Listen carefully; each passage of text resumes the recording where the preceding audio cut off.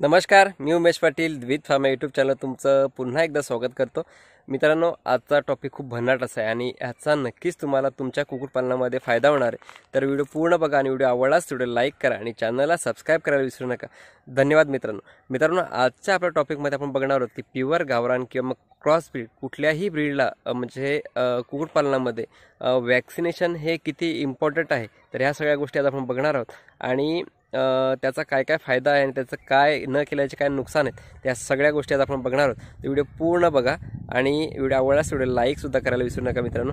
आणि चॅनलला जर सबस्क्राईब केलं नसेल तर तुम्ही सबस्क्राईब करून घ्या आणि मित्रांनो नोटिफिकेशन ऑल करून. मित्रांनो, तुम्ही काय आहे की एक 100, 200, 500, 1000, 2000 कोंबड्या ह्या सगळ्या अंड्यावर ठेवता आणि ह्यासाठीच आपल्याला वॅक्सिनेशन करणं खूप गरजेचं आहे. आणि वॅक्सिनेशन काय केलं पाहिजे, का नाही केलं पाहिजे, ह्या सगळ्या गोष्टी आता आपण बघणार आहोत. मित्रांनो, गावरान कुक्कुटपालनामध्ये वॅक्सिनेशन का केलं पाहिजे. मित्रांनो, आता आपण बघितलं असेल की आपल्याला जेव्हा कोरोना लावला तेव्हा प्रत्येक माणसाने वॅक्सिन हे आपलं घेतलं पाहिजे. तशीच गावठीमध्ये सध्या काळाची गरज आहे की जर तुम्हाला मोठ्या लेवलला प्रोडक्शन करायचे म्हणजे तुम्हाला 200, 500, 1000, 2000, 10,000पर्यंत 20,000पर्यंत तुम्हाला जर कंटिन्यू कोंबड्या सांभाळायचे आहेत तर तुम्हाला वॅक्सिनेशन करणं खूप गरजेचं आहे.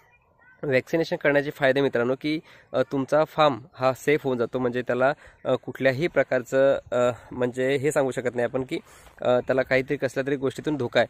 तर मित्रांनो, वॅक्सिनेशन केलं की तुमचा फार्म सेफ होतो म्हणजे तुमच्या कोंबड्या सेफ होतात. त्याचबरोबर तुम्ही बिंदास राहू शकता की तुमच्या कोंबड्यांना कसला प्रॉब्लेम येणार नाही आणि जरी आला तरी त्यांची मॉर्टॅलिटी होत नसते.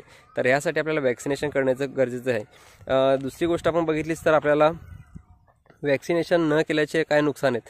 तर मित्रांनो, काय होतं की जेव्हा आपण वॅक्सिनेशन करत नसतो तर त्यावेळेस काय होतं की भरपूर असे आजार आपल्या पिल्लांना होत असतात, कोंबड्यांना होत असतात आणि भरपूर अशी मॉर्टॅलिटी होत असते. यासाठीच आपल्याला वॅक्सिनेशन करणं खूप गरजेचं आहे. मित्रांनो, वॅक्सिनेशन हे जवळपास तुम्हाला पण आता R2B घेतलं तर R2B आपल्याला जवळपास 50 रुपये आपल्याला येत असतो. तर विचार करा तुम्ही की जर तुम्ही R2B करताय तर तुम्हाला जवळपास 50 पैसे एवढाच फक्त रेट तुम्हाला म्हणजे एका कोंबडीला येत असतो. तर मित्रांनो, आपल्याला पहिलं वॅक्सिनेशन हे जेव्हा हॅचरीमधून आपण पिल्लं घेतो त्यावेळेस पहिल्यांदा मॅरेक्सचे वॅक्सिनेशन केलं जातं. मॅरेक्स जर आजार तुमच्या फार्मवर आला तर भरपूर असं नुकसान होऊ शकतं. पण मित्रांनो, काय होतं की हे वॅक्सिन नायट्रोजनच्या याच्यामध्येच कंटेनरमध्ये ठेवूनच हे केलं जातं. तर आपल्याला साध्या फार्मरला म्हणजे जे 100-200 पिल्लं 100, 200, 500, 1000 पिल्लं जे काढतात महिन्याला त्यांना हे करणं पॉसिबल नसतं. तरी एक मॅरेक्स नाही केलं तरी एवढं चालून जातं. पण आपल्याला लासोटा 7व्या दिवशी आपल्याला लासोटा करायचं आहे. त्याच्यानंतर आपल्याला 14व्या दिवशी आपल्याला गंभोरं करायचं आहे. 21व्या दिवशी आपल्याला पुन्हा लासोटा बूस्टर करायचं आहे. तेच वॅक्सिनेशन असतं, फक्त आपण त्याला डबल करतो म्हणून ते बूस्टर होतं. 28व्या दिवशी आपल्याला पुन्हा गंभोरचं वॅक्सिनेशन करून घ्यायचं आहे. त्याच्यानंतर आपल्याला 42व्या दिवशी आपल्या फाऊल फॉक्स हे वॅक्सिनेशन कोंबडीच्या डाव्या पंखामध्ये 0.5 ml हे द्यायचं असतं. आणि मित्रांनो, वरचे जे वॅक्सिनेशन म्हणजे पहिल्या दिवशी तुम्ही डोळ्यात द्या, त्याच्यानंतर जे वॅक्सिनेशन आहे गंभोरो ते सुद्धा तुम्ही डोळ्यात देऊ शकता. जे बाकीचे आहे ते तुम्ही तुमच्या समाधानासाठी म्हणून तुम्ही पाण्यामध्ये देऊ शकता. बाकी पाण्यामध्ये दिल्याचा तेवढा जास्त इफेक्ट नसतो. त्यामुळे जर तुम्हाला शक्य होत असेल तर तुम्ही डोळ्यामध्ये दिलं तर खूपच चांगलं आहे. त्याच्यानंतरचं जे आहे वॅक्सिनेशन ते आपलं 51व्या दिवशी R2B. आणि R2B करणं गावठीमध्ये खूप महत्त्वाचं आहे. कारण कसं आहे की जर एकाच वेळेस तुमच्या इथे जर रोग आला चुकून आणि तुम्ही R2B केलं नसेल, लासोटा करत नसाल, कुठलं वॅक्सिनेशन करत असाल तर तुमची भरपूर अशी मॉर्टॅलिटी होऊ शकते आणि तुमचं भरपूर असं नुकसान होऊ शकतं. मित्रांनो, काय की जर अंड्यावर तुम्हाला कोणाला ठेवायचे तर त्या आपल्याला लाँग टाईमपर्यंत आपल्याला ठेवायला लागतात किंवा मग पॅरेंट स्टॉक तुम्हाला ठेवायचं असेल तुम्हाला लाँग टर्मपर्यंत ठेवायला लागतं. तर यासाठी मित्रांनो काय केलं पाहिजे की आपल्याला प्रॉपर असं वॅक्सिनेशन शेड्यूल केलं पाहिजे.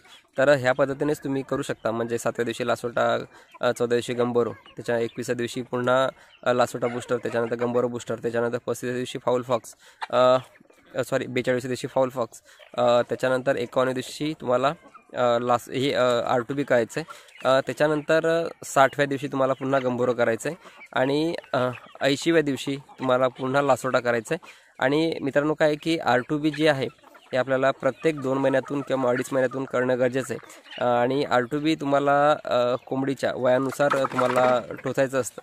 जर तुमची पिल्लं 52 दिवसाची तर त्यांना 0.2 ml आणि जर तुमच्या कोंबड्या मोठ्या कोंबड्या असतील, अंड्यावरच्या कोंबड्या असतील, त्यांना 0.5 ml हे त्यांच्या डायरेक्ट पंखामध्ये आपल्याला टोचायचं आहे. तर अशा पद्धतीने पूर्ण असे वॅक्सिनेशन आपल्याला प्रत्येक 2 महिन्यातून करायचं आहे. आणि राहिला प्रश्न लासोटा आणि गंभोरचा, तर मित्रांनो काय करायचं की प्रत्येक महिन्याला तुम्ही ठरवून द्यायचं की 1 तारखेला मला लासोटा करायचं आहे, आणि ह्या महिन्यात लासोटा केला तर पुढच्या 15 दिवसांनी आपल्याला गंभोरं करून घ्यायचं आहे. आणि असं शेड्यूल आपल्याला पूर्ण असं ठेवायचं आहे. तर कसं आहे मित्रांनो की आपल्याला R2B हे 2 महिन्यातून किंवा 2.5 महिन्यातून जसा ऋतू चेंज होतो त्या हिशोबाने आपल्याला करणं गरजेचं आहे. तर 2.5 महिन्याने R2B करायचं, त्याच्यानंतर लासोटा करून घ्यायचं. उदाहरण देतो एक तुम्हाला की आपल्याला R2B करायचं, त्या R2B आपण आता 1 तारखेला आपण R2B करणार आहोत. तर 15 तारखेला आपल्याला काय करायचं आहे की आपल्याला तुम्हाला लासोटा करून घ्यायचं आहे. 30व्या दिवशी काय करायचं, तुम्हाला गंभोरं करून घ्यायचं आहे. 45व्या दिवशी तुम्हाला काय करायचं आहे, पुन्हा लासोटा बूस्टर करायचं आहे. त्याच्यानंतर 60व्या दिवशी तुम्हाला काय करायचं आहे की पुन्हा तुम्हाला गंभोरं बूस्टर करायचं आहे. आणि 75व्या दिवशी तुम्हाला काय करायचं आहे की तुम्हाला पुन्हा R2B करून घ्यायचं आहे. आणि त्यानंतर कंटिन्यू अशा ह्या गोष्टी करत राहायचे. म्हणजे तुम्हाला 1 तारखेला तुम्हाला R2B करायचं आहे आणि 30 R2B तुम्हाला परत 75व्या दिवशी करायचं आहे, बरोबर आहे. त्याचबरोबर तुम्हाला 15 दिवसांनी तुम्हाला लासोटा करायचं आहे, आणि तीच गोष्ट तुम्हाला 45व्या दिवशी पुन्हा हे करायचं आहे. तर अशा पद्धतीने तुम्ही नियोजन करू शकता. मित्रांनो, तुम्हाला वॅक्सिनेशन केल्याचे काय फायदे आहेत ते तुम्हाला लक्षात आलंच असेल, आणि कधी केलं पाहिजे वॅक्सिनेशन हेही तुमच्या लक्षात आलं असेल.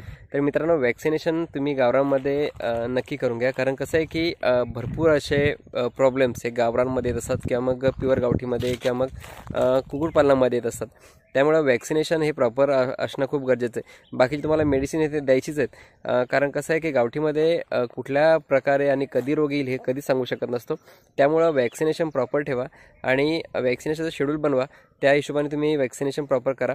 R2B तुम्हाला करायचंच आहे, आणि त्याबरोबर तुम्हाला लासोटा आणि गंभोरसुद्धा करायचं आहे. जर तुमच्याकडे पॅरेंट स्टॉक असेल किंवा मग अंड्यासाठी ठेवायचे असतील, लॉंग टर्ममध्ये ठेवायचे असतील, तर ह्या गोष्टी तुम्हाला नक्की करायच्यात. तर ह्यासाठीच मित्रांनो, व्हिडिओ जर आवडला तर व्हिडिओला लाईक करा आणि चॅनलला सबस्क्राईब करायला विसरू नका.